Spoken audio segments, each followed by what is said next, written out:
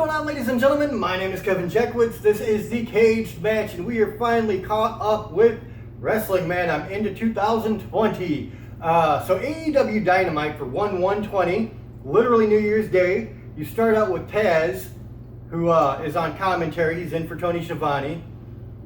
And you get Darby Allin versus Cody Rhodes. Darby Allin has his own interesting, unique openings that he has for like every wrestler that he goes up against. And he comes out with Ghost Mane, who has a Cody Rhodes mask underneath another mask. So that was interesting. The match itself was great. Darby Allin does the coffin drop onto Cody outside the ring, like going from the top rope to like the ring apron. I thought that was a really good spot. And he landed where he was supposed to, because that's a kind of a dangerous spot. But it worked out great. Backstage, you have an SCU interview where they get interrupted by Sammy Guevara, who starts kind of taking digs at Christopher Daniels, saying he's lost it. So apparently it's going to be Christopher Daniels and Sammy Guevara. I think that's next week. So that should be a very good matchup.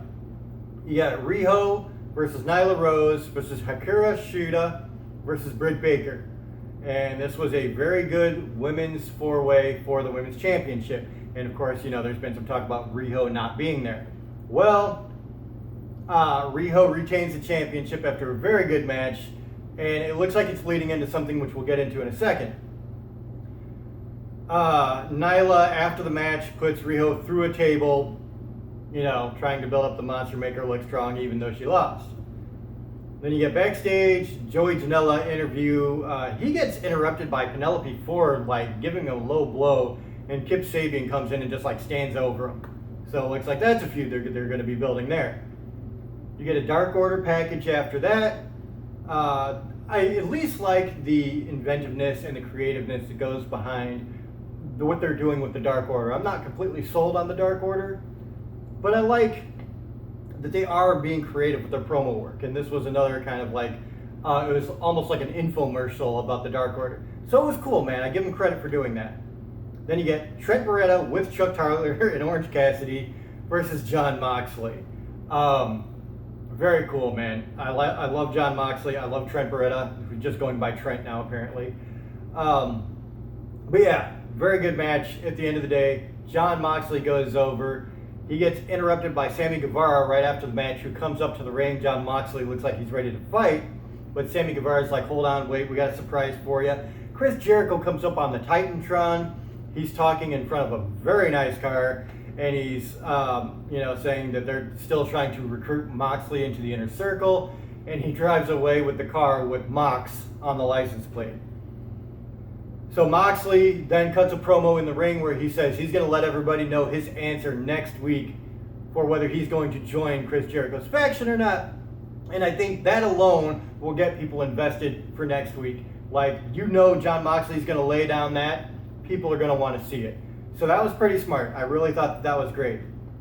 From there, Sammy Guevara with Jake Hager takes on Dustin Rhodes, and Hager actually comes on like maybe a quarter of the way through the match just to make his presence felt. Eventually, Hager comes in when the referee's distracted. Low blow on Dustin Rhodes. Sammy Guevara gets the win. You get a backstage private party interview where it looks like they're at some like bar inside a VIP place. And Adam Page comes up and makes a drink, and private party take the drink away, and basically words are exchanged. Adam says he could beat both their asses. He walks away, grabs a drink, so it looks like maybe something's going to happen there. Who knows? Then you get MJF, who comes out, another great heel promo from MJF. He's got Wardlow out there, and he's basically saying what Cody Rhodes has to do in order to get the match with MJF. And he says it has to be at Revolution. It has to be in a cage match. Cody Rhodes has to beat Wardlow in a match. No, I'm sorry. Wardlow, the second stipulation is Cody has to beat Wardlow, and that is in a cage match. And the third stipulation is that he has to get on all fours and let MJF whip him 10 times like a dog. So, obviously stuff that is just meant to insult Cody. Pretty good though. I really like MJF, man. His promos, they just suck you in. Very, very good. So that was good, man. Really, like, honestly, this is a pretty good show to kick off the new year. You get a Lucha Express interview, and I can't remember the name of the interview, the lady who's always in the dress and really looks amazing. But too many times already they've had guys just like oogling her and making her out to be eye candy. And that is one thing I do have kind of an issue with, because, like, it does make it look a little bit infantile at times. But, you know, Jungle Boy, he's talking about how he had his great match with Chris Jericho. He set out to do what he said he could do. And, you know, they're talking about focusing on the tag team championships after that. So very cool. Then you have Adam Page, who comes out on commentary. You get a small bit where Riho is with Michael Nakazawa. They're having an interview, trying to get a statement from her. But she gets interrupted by Britt Baker, who, like I said, at that women's four-way, this is a continuation where Britt Baker's kind of like, you haven't been here, I've been putting in all the hard work while you seem to have been on break. And, you know, apparently they want to do some feud, it looks like, with Britt Baker and Riho. So that's cool. All for that.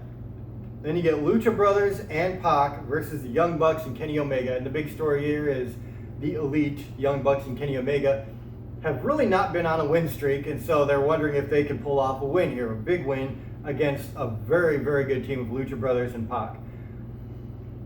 If you know anything about any of these six guys, all of them are ridiculously talented. This was going to be an amazing match if all of them had the worst day of their fucking wrestling career.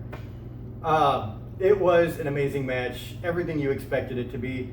Young Bucks and Kenny Omega come out on top after a one-winged angel, and that's it, man. It was just phenomenal. So Kenny and the Young Bucks, they're on top at the beginning of 2020. Very good, man. The whole show, really, really good. The segment they did with Dark Order I thought was creative. They had some really good matchups on here. Ghost Main, I don't know if I care one way or the other. The irony is I'm actually going to see Ghost Main coming up in May at Welcome to Rockville 2020. He's one of the performers. So very cool. But great show. Honestly, very solid. Really thought they put a lot into this. And for that reason, I'm going to go with a 9 out of 10. It wasn't perfect, but it was damn close. It really had some great spots, really had some good matches along the way. So 9 out of 10, that's where I'm at. Let me know what you guys think in the comments below. If you enjoyed this, hit the like button, subscribe, and share. My name is Kevin Jackowitz, Kaged Nation, out.